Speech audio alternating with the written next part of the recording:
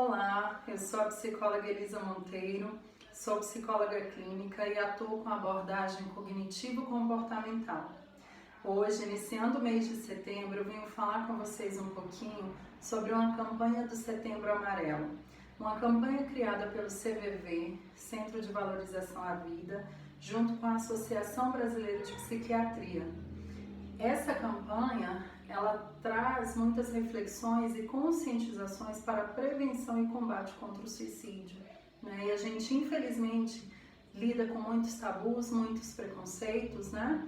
Que acabam inibindo as pessoas que têm sofrimento psíquico, ideação suicida, acaba inibindo essas pessoas de buscarem a ajuda e o tratamento. Então a campanha, ela vem nos conscientizar acerca da importância de falarmos sobre o problema, né?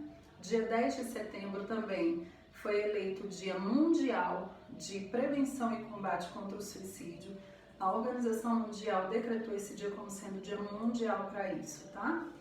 E a cor da campanha é amarelo porque também tem uma história por detrás, né? Uma história não muito agradável. Um jovem de 17 anos, um jovem norte-americano, que tirou a própria vida dentro do seu Mustang amarelo, né? E a família e os amigos estranharam porque o jovem Mike, ele não apresentava sinais de uma pessoa deprimida, ele não dava sinais por meio de sua fala, né? Ele, muito ao contrário, ele era um menino muito alegre, extrovertido e comunicativo.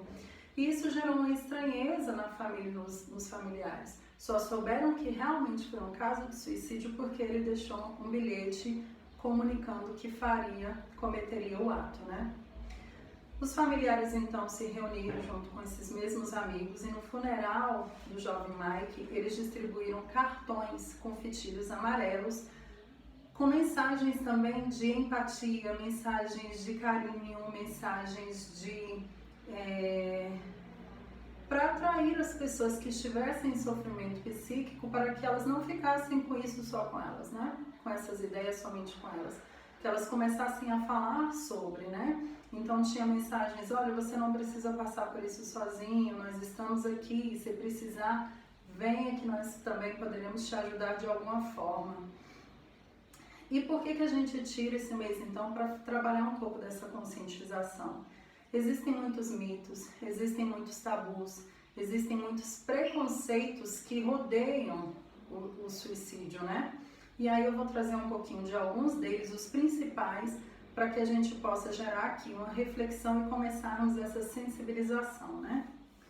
Então, o primeiro tabu, o primeiro mito, né, que a gente mais escuta na atualidade é que falar sobre o suicídio pode incitar ou induzir a pessoa a cometer o suicídio. Gente, isso não é uma verdade, tá? Nós precisamos falar sobre os problemas, principalmente os problemas emocionais. Quem está passando por alguma espécie de transtorno emocional, uma depressão, crises ansiosas, transtorno bipolar, seja lá qual for, ela não consegue enxergar o leque de possibilidades para tratamento. Por isso que a gente sugere aí a atuação de profissionais. E ouvindo essa pessoa, você consegue dar um direcionamento para ela. Uma das técnicas que nós utilizamos é a técnica de solução de problemas.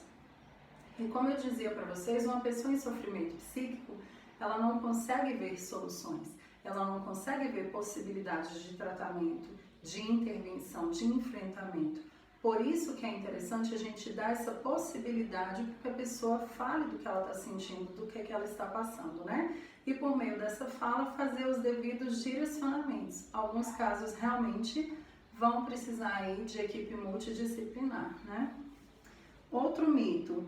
Quem ameaça se matar só quer chamar a atenção. Gente, essa é uma inverdade, né? Se formos olhar em termos estatísticos, a gente sabe que a cada 40 minutos uma pessoa tenta o suicídio, isso no mundo. E dentre os jovens, né, jovens de 17 a 28 anos, essa é a segunda maior causa de morte também no mundo. Então, ou seja, não é uma necessidade de chamar a atenção, é uma necessidade de acabar com aquelas angústias, com aquele sofrimento. Então, é um mito achar que a pessoa só quer chamar a atenção, tá? Se ela demonstra sinais, por menores que sejam, Tá na hora da gente parar e dar a devida atenção para essa problemática, né? Outro mito: quem tenta se matar é louco. Na verdade, esse é um rótulo muito preconceituoso até, né? Assim como esse, existem outros rótulos, né?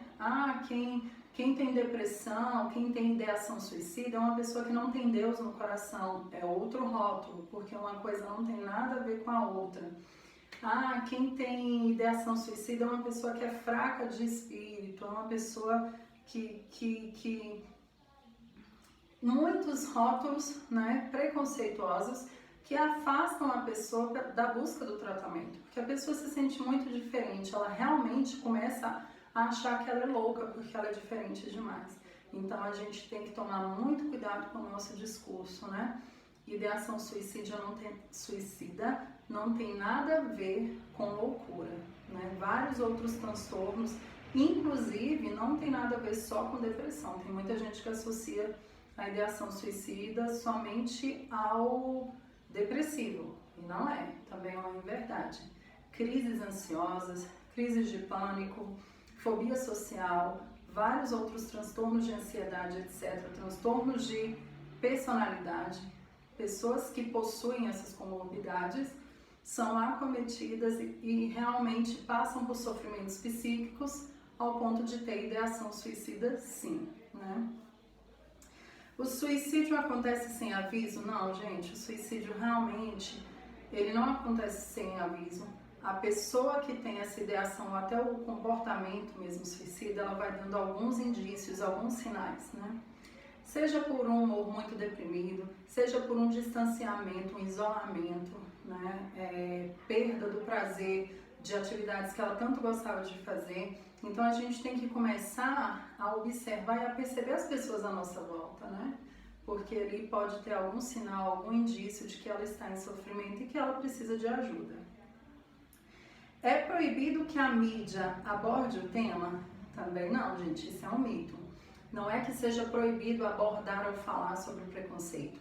O que hoje nós temos é uma responsabilidade social muito grande ao ponto de não sair passando informações de forma sensacionalista, de forma equivocada, com dados que não apresentam verdades e etc., né?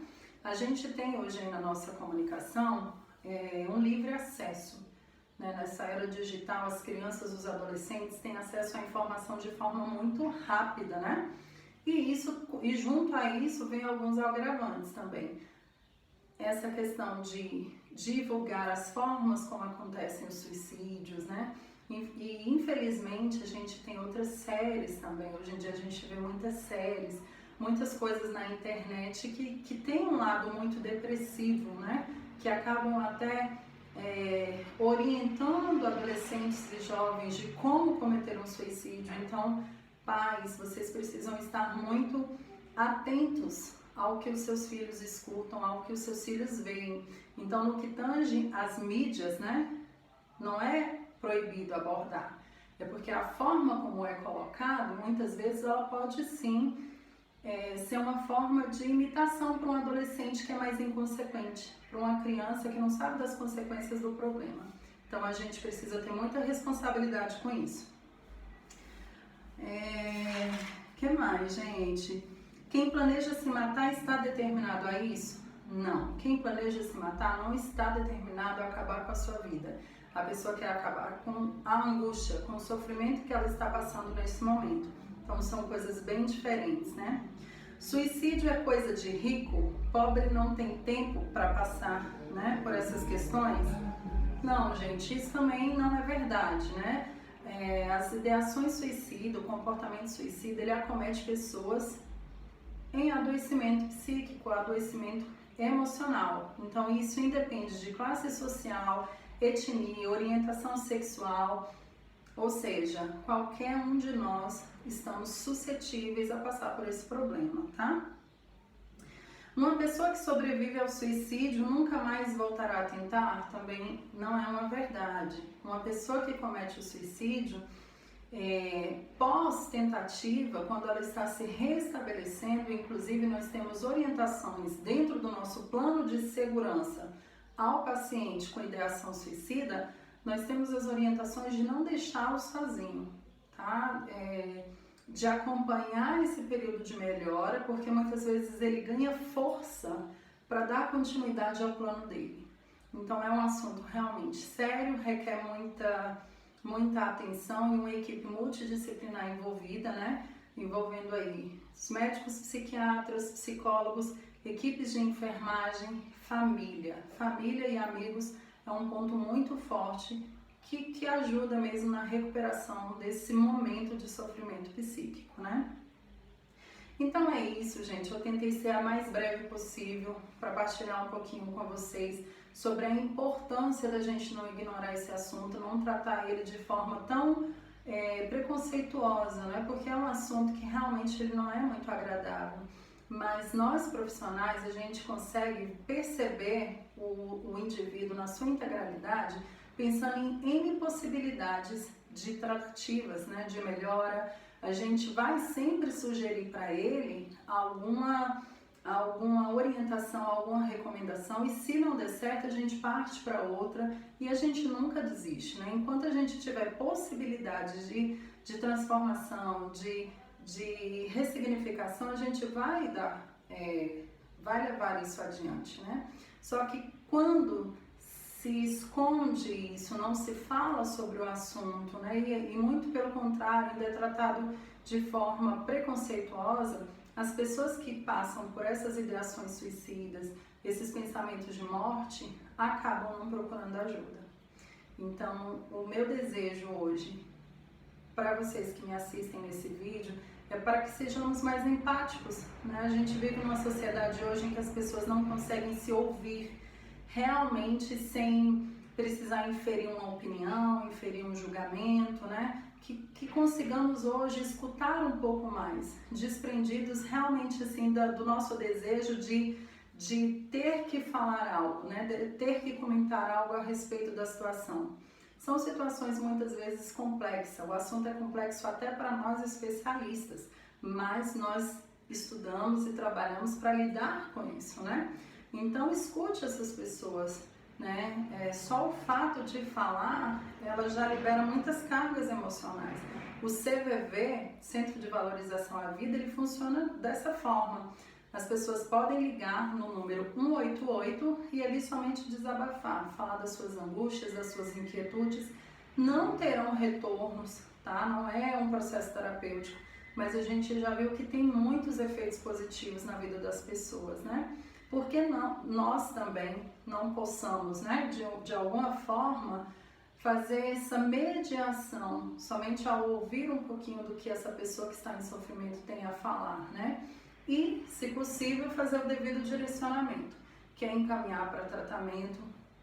Se caso acontecer de você presenciar alguma tentativa mesmo de autoextermínio, o primeiro passo é você ligar direto no SAMU, pedir ajuda, levar mesmo para o pronto-socorro e dali começarmos os primeiros atendimentos para esse paciente, porque é um resgate a mais uma vida, né? Então não tenham medo de falar sobre o assunto.